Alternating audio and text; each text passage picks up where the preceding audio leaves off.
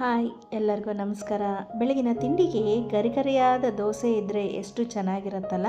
ಇನ್ಸ್ಟಂಟಾಗಿ ಮಾಡುವಂಥ ರವೆ ದೋಸೆಯನ್ನು ಮಾಡ್ತಾಯಿದ್ದೀನಿ. ತುಂಬ ಸುಲಭವಾಗಿ ಮಾಡ್ಕೋಬೋದು. ಹೋಟೆಲ್ಗಿನ್ನ ತುಂಬ ರುಚಿಯಾಗಿರುತ್ತೆ. ರೆಸಿಪಿಯನ್ನು ಶುರು ಮಾಡೋಣ.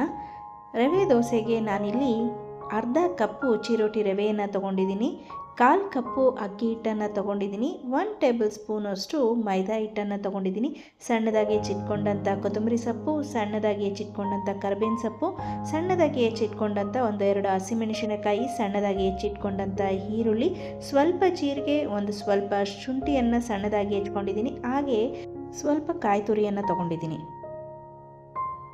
ಒಂದು ಬೌಲಿಗೆ ತೆಗೆದಿಟ್ಕೊಂಡಂಥ ಈರುಳ್ಳಿ, ಹಸಿಮೆಣಸಿನಕಾಯಿ, ಕೊತ್ತಂಬರಿ ಸೊಪ್ಪು, ಕರಿಬೇವಿನ ಸೊಪ್ಪು, ಶುಂಠಿ, ಹಾಗೆ ಜೀರಿಗೆ ಮತ್ತು ಕಾಯಿ ತುರಿಯನ್ನು ಹಾಕ್ಕೊಂಡು ತೆಗೆದಿಟ್ಕೊಂಡಂಥ ಅರ್ಧ ಕಪ್ಪು ಚಿರೋಟಿ ರವೆ, ಅಕ್ಕಿ ಹಿಟ್ಟು, ಮೈದಾ ಹಿಟ್ಟನ್ನು ಹಾಕ್ಕೊಳ್ಳೋಣ. 1/4 ಟೀ ಸ್ಪೂನಷ್ಟು ನಾನಿಲ್ಲಿ ಇಂಗನ್ನು ಹಾಕ್ಕೊಳ್ತಾ ಇದ್ದೀನಿ. ಹಾಗೆ ರುಚಿಗೆ ತಕ್ಕಷ್ಟು ಉಪ್ಪನ್ನು ಹಾಕ್ಕೊಳ್ತಾ ಇದ್ದೀನಿ.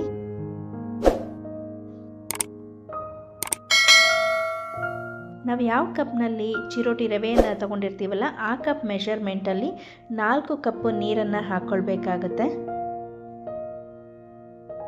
ಯಾರೆಲ್ಲ ಇನ್ನೂ ಸಬ್ಸ್ಕ್ರೈಬ್ ಮಾಡ್ಕೊಂಡಿಲ್ಲ ಅಂದರೆ ದಯವಿಟ್ಟು ಸಬ್ಸ್ಕ್ರೈಬ್ ಮಾಡ್ಕೊಂಡು ನೋಡಿ, ಪಕ್ಕದಲ್ಲಿರುವ ಬೆಲ್ ಐಕನನ್ನು ಪ್ರೆಸ್ ಮಾಡಿ. ನಾನು ಮಾಡೋ ಪ್ರತಿಯೊಂದು ವಿಡಿಯೋ ನೋಟಿಫಿಕೇಷನು ನಿಮಗೆ ಬರುತ್ತೆ. ನೀರನ್ನು ಹಾಕ್ಕೊಂಡಾಯಿತು, ಚೆನ್ನಾಗಿ ಕಲಿಸ್ಕೊಳ್ಳೋಣ. ರವೆ ದೋಸೆಯ ಹಿಟ್ಟು ಎಷ್ಟು ಹದದಲ್ಲಿ ಇರಬೇಕು ಅಂದರೆ ನಾವು ನೀರು ದೋಸೆ ಮಾಡ್ತೀವಲ್ಲ ಆ ಹದದಲ್ಲಿ ಇರಬೇಕು.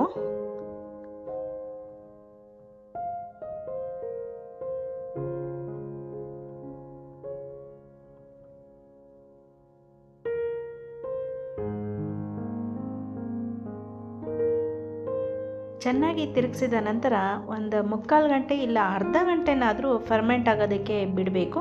ಆಗ ಸ್ವಲ್ಪ ಹಿಟ್ಟು ಗಟ್ಟಿಯಾಗತ್ತೆ.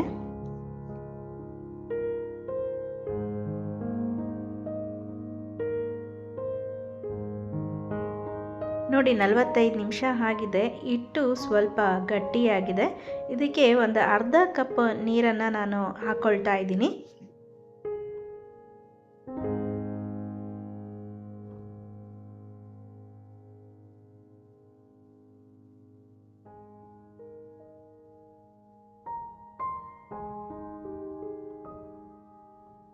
ಅಲ್ಲಿಗೆ 4.25 ಕಪ್ ನೀರನ್ನು ಸೇರಿಸ್ಕೊಂಡಾಗೆ ಆಗತ್ತೆ. ನೋಡಿ ಎಷ್ಟು ತೆಳ್ಳಗಿರಬೇಕು ರವೆ ದೋಸೆಗೆ. ಈಗ ಇನ್ನೊಂದು ಕಡೆ ತವಾ ಇಟ್ಟಿದ್ದೀನಿ, ಸ್ವಲ್ಪ ಎಣ್ಣೆಯನ್ನು ಹಚ್ಕೊಳ್ಳೋಣ.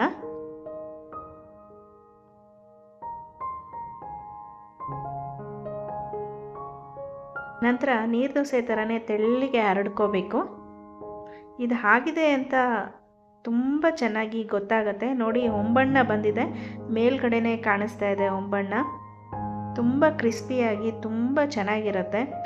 ಈ ಒಂದು ಕಡೆ ದಪ್ಪ ಒಂದು ಕಡೆ ಸಣ್ಣ ಆಗಬಾರ್ದು ಅಂದರೆ ಸ್ವಲ್ಪ ಬೆಂದಾದ್ಮೇಲೆ ನೋಡಿ ಇಲ್ಲಿ ಮೇಲ್ಗಡೆ ಈ ಥರ ಸವರಿದ್ರೆ ಎಲ್ಲ ಕಡೆನೂ ಸಮ ಪ್ರಮಾಣವಾಗಿ ಹರಡ್ಕೊಳ್ಳುತ್ತೆ.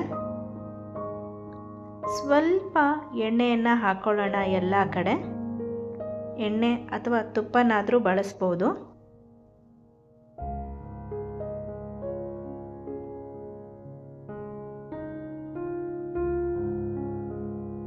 ನೋಡಿ ಗರಿಗರಿಯಾದ ರವೆ ದೋಸೆ ರೆಡಿಯಾಗಿದೆ. ಬಿಸಿ ಬಿಸಿಯಾದ ರವೆ ದೋಸೆ ಕಾಯಿ ಚಟ್ನಿ ಜೊತೆಗೆ ಒಳ್ಳೆ ಕಾಂಬಿನೇಷನ್ನು. ಸರ್ವಿಂಗ್ ಪ್ಲೇಟಿಗೆ ಸರ್ವ್ ಮಾಡೋಣ. ನೋಡಿದ್ರಲ್ಲ ಎಷ್ಟು ಸುಲಭವಾಗಿ ರವೆ ದೋಸೆಯನ್ನು ಮಾಡ್ಕೋಬೋದು ಅಂತ ಅಂದು. ನನ್ನೆಲ್ಲ ರೆಸಿಪಿಗಳನ್ನ ನಿಮ್ಮ ಫ್ಯಾಮಿಲಿ ಒಟ್ಟಿಗೆ, ಫ್ರೆಂಡ್ಸ್ ಒಟ್ಟಿಗೆ ಶೇರ್ ಮಾಡಿ. ನೀವು ಕೂಡ ಟ್ರೈ ಮಾಡಿ, ಹೇಗಾಗಿತ್ತು ಅಂತ ಕಮೆಂಟ್ ಮಾಡಿ. ದೋಸೆ ನೆನೆ ಹಾಕಿಲ್ಲ ಅಂತ ಅಂದರೂ ಇನ್ಸ್ಟಂಟಾಗಿ ರವೆ ದೋಸೆಯನ್ನು ಹೇಗೆ ಮಾಡ್ಕೋಬೋದು ಅಂತ ನೋಡಿದ್ರಲ್ಲ. ಖಂಡಿತವಾಗ್ಲೂ ನಿಮಗೆಲ್ಲ ಈ ರೆಸಿಪಿ ಇಷ್ಟ ಆಗಿದೆ ಅಂದ್ಕೊಳ್ತೀನಿ. ಇಷ್ಟ ಆಗಿದರೆ ದಯವಿಟ್ಟು ಲೈಕ್, ಶೇರ್, ಸಬ್ಸ್ಕ್ರೈಬ್ ಮಾಡಿ, ಕಮೆಂಟ್ ಮಾಡೋದನ್ನು ಮರಿಬೇಡಿ.